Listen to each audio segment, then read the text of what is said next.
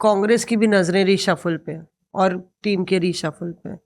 क्योंकि एक तरफ कांग्रेस का भी बिल्कुल बहुत बड़ा रीशफल चल रहा है और जो कभी नहीं हुआ कांग्रेस में, कई सालों से नहीं हुआ, मतलब दशकों से मैं कह सकती हूँ, वो अब संगठन में हो रहा है। या ये कह लीजिए जो बीजेपी 10 साल पहले कर चुकी है वो अब कांग्रेस कर रही है। एक उन्होंने नाम तो दिया है संगठन सृजन अभियान, तो जब ऐलान किया था तो हमें लगा कि कागज पे होगा, क्योंकि अक्सर कांग्रेस का ये रहता है ये धरना है 50 जगह किया है तो वहां पे पता चलता है हर जिले में 5 कार्यकर्ता है और फोटो खिंचा के डाल दिया। लेकिन ये जो एसएसए है ये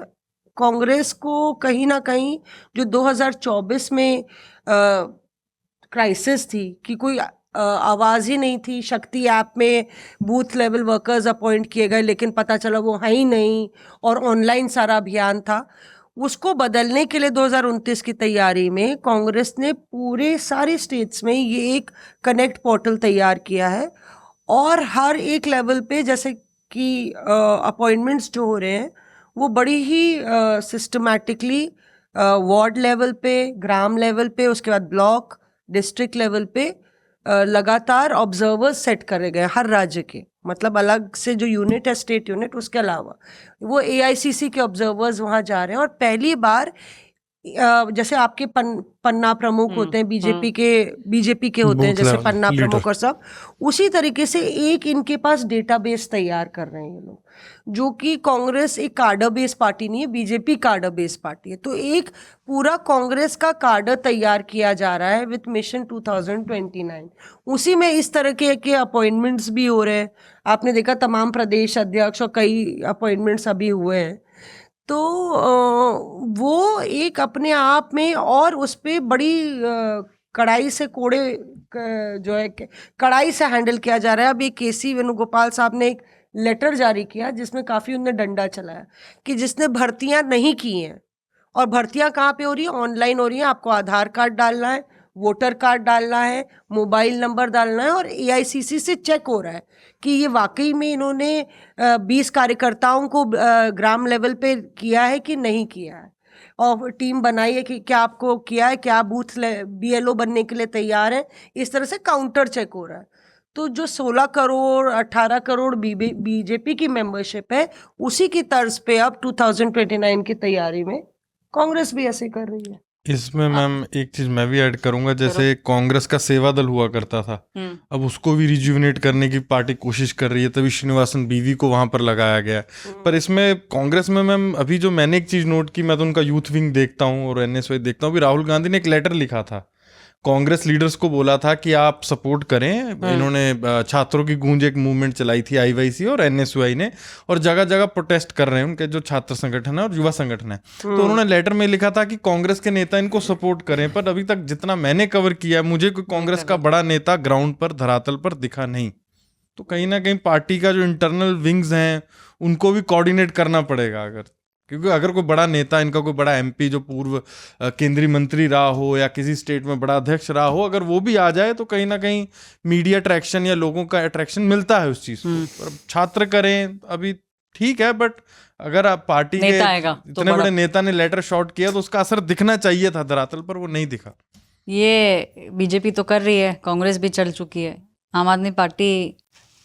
पहले तो है ना मतलब पार्टी है ना। नहीं, ये वाली सोच रहे हैं ये वाली क्राइसिस तो बंगाल में फिलहाल, यहाँ ऐसी कोई क्राइसिस नहीं है। इनफैक्ट एक बात और है कि दिल्ली में, पंजाब में तो बहुत कुछ हो ही रहा है, दिल्ली में जहाँ हम लोगों को लग रहा था कि बिल्कुल डल मोड में चल रहा है, इंटरनली कुछ तो है दिल्ली की हवा में अभी, जहाँ सब जगह पे पार्टी के लेवल पे, ऑर्गेनाइजेशन के लेवल पे बहुत सारा काम हो रहा है। तो मैंने क्या देखा रिसेंटली वहाँ पे होते हुए कि लैपटॉप लेके कई बड़े नेताओं को दिल्ली में बिठा दिया गया है, फीडबैक सिस्टम चल रहा है, हर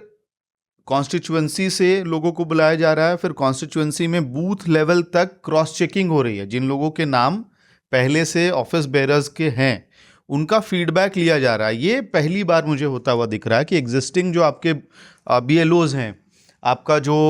कॉन्स्टिट्यूएंसी के नीचे जो यूनिट्स होती हैं, उन सब जगह आपने पदाधिकारी बना दिए हैं। अब महामंत्री बन गया है, कोई वाइस प्रेसिडेंट बन गया है, उसका रोल क्या है, काम क्या है, व्यवहार क्या है, कुछ पार्टी को पता तो चलता नहीं है। तो ये अनोखा मुझे प्रयोग लगा कि पार्टी के बड़े नेता सीधे उस बूथ के वोटर या वर्कर को बुला ले रहे हैं पार्टी ऑफिस में, और लैपटॉप पे खोल के उनसे नाम पूछा जा रहा है, फलाने शर्मा जी का फीडबैक क्या है, तो वो जवाब दे देता है। फिर जो है ये जो हैं अरोड़ा जी हैं, इनका क्या फीडबैक है, या सैफी जी हैं, इनका क्या फीडबैक है। सारा फीडबैक सुनने के बाद वो, और एक बंदा बगल में बैठ के नोट कर रहा होता है, आम आदमी पार्टी ऑफिस में काम चल रहा है। उसके बाद सर्वे एजेंसी का जो फीडबैक आया हुआ है उनसे वो क्रॉस चेक कराया जाता है मैच इन्हीं लोगों से। लेकिन सर्वे में तो बड़ा पॉपुलर आ रहे हैं ये, वहां कई लोगों की पोल खुल गई है कि नहीं सर वो तो आए होंगे, उन्हीं से मिलके निकल गए होंगे, फलाने मोहल्ले का होगा। एक तो पर्टिकुलर इंस्टेंस बता रहा हूँ, उसमें उन्होंने बोल दिया सामने वाले आदमी ने अच्छा। कि हो सकता है ये टीम आपकी फलाने मोहल्ले में गई होगी, वो वहीं रहते हैं, वहीं पे उनके 50-60 आदमी हैं, उसी के दम पे पूरा सर्वे मैनेज हो गया होगा।